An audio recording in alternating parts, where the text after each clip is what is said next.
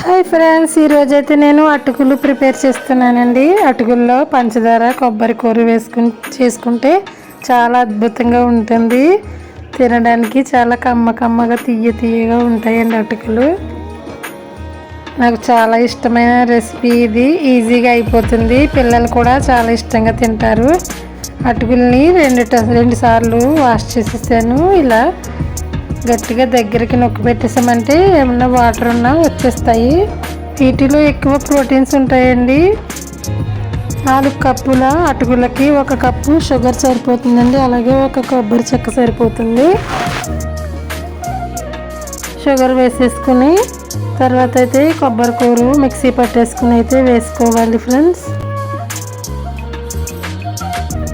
పిల్లలు చాలా ఇష్టంగా తింటారండి ఇలాంటివి. పంచదార వేసుకోవడం ఇష్టం లేకపోతే కొబ్బరి బెల్లం కూడా వేసుకొని అయితే చేసుకోవచ్చండి. బెల్లంతో టేస్ట్ అయితే ఇంకా చాలా బాగుంటుంది.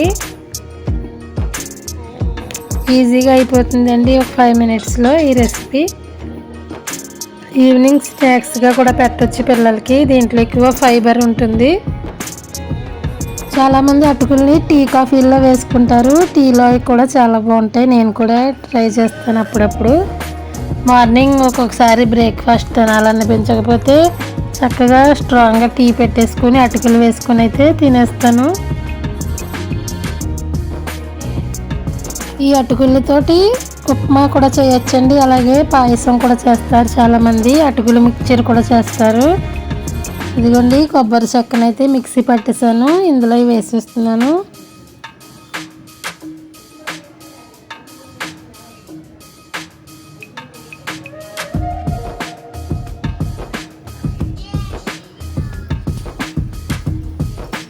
ఇలా మొత్తం అటుకుల్లో మిక్స్ అయ్యేంత వరకు కలిపేసుకోవడమేనండి.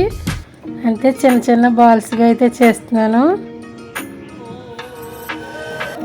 చాలా కమ్మగా ఉంటాయండి. తప్పకుండా ట్రై చేయండి. ఎలా వచ్చాయో కామెంట్ చేయండి.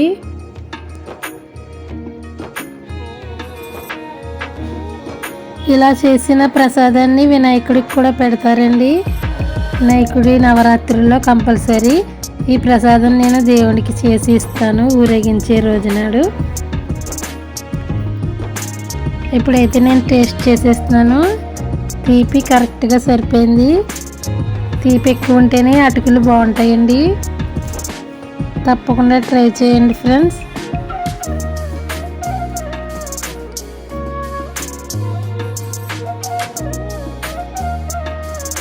ఇవి మా పిల్లల కోసం రెడీ చేసి ఉంచాను. Thank you for watching. Bye friends, next వీడియోలో కలుద్దాం.